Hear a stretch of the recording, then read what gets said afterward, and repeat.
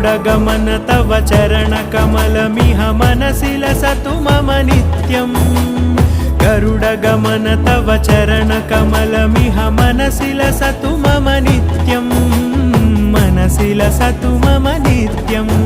मम तापमपाकुरु देव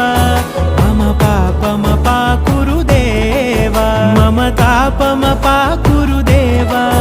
मम पापमपाकुरु देव